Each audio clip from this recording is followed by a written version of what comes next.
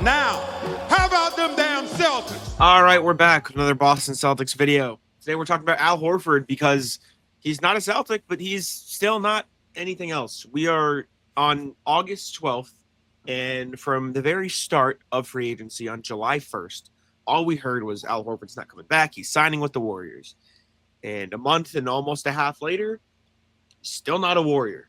Anthony Slater of ESPN, who just recently moved to ESPN, I was caught off guard. I was about to say The Athletic, said that retirement remains on the table for Al Horford. Still noted that the Warriors are acting as if he is still a part of their plans for next season. So it does still sound like that is the most likely scenario. So we get another non-update update. But every day that passes, it does get increasingly weirder that he is still not on the Warriors roster. Yeah, it is kind of strange. It makes sense. Everything is being hung up by Kuminga, who is falling maybe big time victim to the CBA and how they can't really lead into paying him. It's been rumored that they've offered Kuminga like a 2-year contract with the second year as a team option. He's leaning towards taking the qualifying offer, which would enable him to leave the Warriors next year and sign anywhere he would like. With all that being said, Al Horford is just sitting there waiting for everything to be resolved. And there's probably some level of impatience, right? Like, you have to move your family or at least move and get situated out there and get in shape for camp and everything like that. The longer this goes on, I feel it's like more and more likely he's not going to come back. Like, I feel like he might just like be like, all right, like I'm over it. I think he went back to the Celtics. I'm like, I don't think he's coming back to the Celtics. Yeah, I mean that too. I mean, still holding out hope. No. Listen, man. The Kuminga thing's weird because I do think part of it is the CBA. I think part of it is also just like he doesn't really fit that team well. Like he's just not really a good fit. So do you want to pay him? But you also know he's good, so you don't want to get no value. But if he's not playing for your team because you bench him, then other teams are not going to value him highly because you don't value him highly. So it's just this weird back and forth. And also the Kings being like, yeah, we'll give up Malik Monk and maybe an unprotected first. What are you doing? Why? Are you stupid? And also the Warriors being like, yeah, but we don't want to give up Buddy Hield. That's the holdup. Buddy Hield's, it's a whole mess. Regardless, the Al Horford part of the situation is like, well, almost all of it is likely the Kuminga thing, right? It's holding up because the Warriors need to figure that out first so they can figure out how much to pay Al Horford, how much to pay. I think the Anthony Melton is being held up by that too, unless I'm just completely wrong. But I think he was another guy who they're likely to sign that they haven't signed yet because Jonathan Kuminga hasn't been traded yet. So we don't really know. Or maybe I just saw the Lakers are likely to sign Anthony. I don't know what's exactly going to happen there. But I know there are like more than just Al Horford, I'm pretty sure, being held up by this Kuminga thing. But this Anthony Slater article says those around the league continue to take it Al Horford to the Warriors when free agency does ultimately settles. The Kuminga situation continues to hold up business for them, keeping Horford in the holding pattern. But Horford's comfortable waiting. Retirement remains on the table. Sources said, though the Warriors appear to be operating as if he's a firm part of their plan. Noted that he'd probably be the starting center next to Draymond Green, lessening the load on Draymond, I should say, which is a priority. He's 39, has been playing back-to-backs, can't rely on him every night, but et cetera, et cetera. He would be a good fit. I mean, he'd be a perfect fit, right? You can run out a lineup of Steph Curry, Brandon Podziemski, Jimmy Butler, Draymond Green, Al Horford that's probably competing in the Western Conference. Like, I think Steph Curry is still probably a top 8 player in the NBA. Wherever you want to slot him in, he might be top 5 at this rate. Like, adding a guy like Al Horford who would probably be their best center since Andrew Bogut.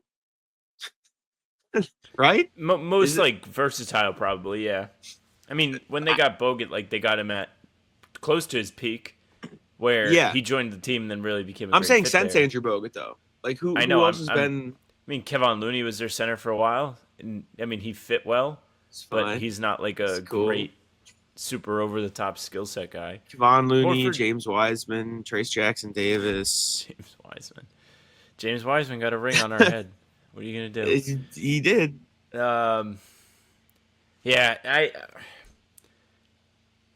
I am a bit concerned with how, without Horford, they don't have a lot of depth out in Golden State.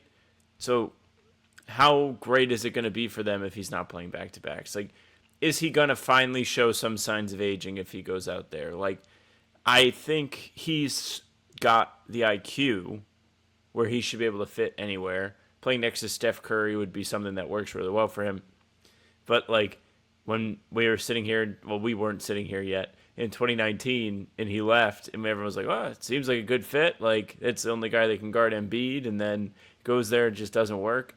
Maybe it wouldn't work, but I just feel like Horford is a smart, savvy basketball player that shouldn't have any problem fitting next to Steph Curry. And he would give them like a different look than they've really ever had out there too. Like they really haven't had the luxury of having a big man that shoots threes, unless you want to count them running Draymond at the small ball five, which they've done before, and that was like their the Hamptons five they were calling it: Curry, Clay, KD, Andre, and Draymond when they had all those guys. So it can be done. Maybe it would revitalize them. I mean, I always kind of root for the Warriors at least a little bit, just because they kept LeBron from winning for years and years and years. So Curry has my respect forever, despite 2022, which people are very upset about still. Also, Horford his 3-point shooting sneakily regressed a little bit this past year. Just a little bit. Yeah, it did. But he did the thing. Horford can never... If Horford shoots well in the regular season, he shoots like shit in the playoffs. If he shoots bad in the regular season, he shoots great in the playoffs. You notice that? What was he in 2024? So this like 24-25, he was 36 in the regular season, 40 in the playoffs. 23-24, he was 42 in the regular season, 36.8 in the playoffs. 22-23, he was 45 in the regular season, 29 in the playoffs. And then his first year back, 21-22, he was 33 in the regular season, 48 in the playoffs. 48 in the playoffs is crazy. Yeah, it is funny how that works, huh? Crazy. So, I mean, the Warriors would probably be thrilled with either one. But yeah, maybe they'd like him to take his time getting up to speed then. Yeah. I'll also say they have a little bit of depth now. I think Quentin Post had a really good rookie season. Yes, that's relatively speaking. He only played in 42 games, but 16 minutes. 8 points, 3.5 rebounds, 1.3 assists on 41 splits. Pretty good. Yeah, pretty good minutes for him. You still got Trace Jackson Davis if you need to rely on him for some minutes. Did lose Looney, though, which is even weirder now that Horford hasn't signed. But I don't know. I still think Horford ends up on the Warriors next season. I think you make a good point. You never know when that regression is going to hit, because I feel like when it does hit for a lot of players, it does hit like a truck. And so you don't know what the timing is going to be like. I hope for Al's sake it doesn't hit. I hope he has a nice final few years of his career. I think he deserves that support from people around the Celtics. I think he can do whatever he wants. Like, it's just he got hit with an unfortunate situation with the Tatum injury and everything sort of crumbling. But let us know what you guys think about Al Horford. Retirement is still potentially on the table. Last thing, this can be quick. If he does, okay, I was gonna say, does retire versus Warriors lean into anything for you in terms of number retirement? I don't think he's gonna get his number retired regardless, but so I guess I'll tie in what I'm about to say to this. No, I don't think so. I ultimately don't think he gets retired. I don't know. He played more seasons here than KG, but KG was like one of the best guys in the league. Won Defensive Player of the Year, like was an MVP candidate. It's a little different. Maybe if he retires for a year and then comes back, then he can get his number retired. They do like what they did a couple years ago before he came back the first time. He has basically a season off, comes back fresh, plays pretty well. Never know. You never know. At that, he'll be 40 at that point. Dejected, 40 years. You never know. I think Al Horford's played his last game in a Celtics jersey. Let us know what you guys think. Can hold that hope. Appreciate y'all for tuning in. Make sure to leave a like, subscribe, and all the damn take it out. Hey, thank you very much for listening and watching. Make sure you leave a like, comment, subscribe. Let us know what you think of Al Horford. We are here every single day with new content. Full pods drop Tuesday, Thursday, Sunday. Game recaps are up the morning after each game during the season, and other content like these videos on the days in between. You can find us on Spotify and Apple too. All pods and game recaps are there, so if you just want those followed, they'll go right to your feed. Leave a 5-star review. We'd appreciate that very, very much. You can email us, hbtcpod@gmail.com. We're reading them every single time we do a full pod, so as you hear this, we're recording one today. So get those emails in, hbtcpod@gmail.com. Our socials are at How About Them C's for Twitter, Instagram, TikTok, Facebook's the name of the podcast. All streams are there. They're on YouTube. They're on Twitter. Jack's Twitter's Jack's1NBA. Mine's the same with France NBA. That's it for us.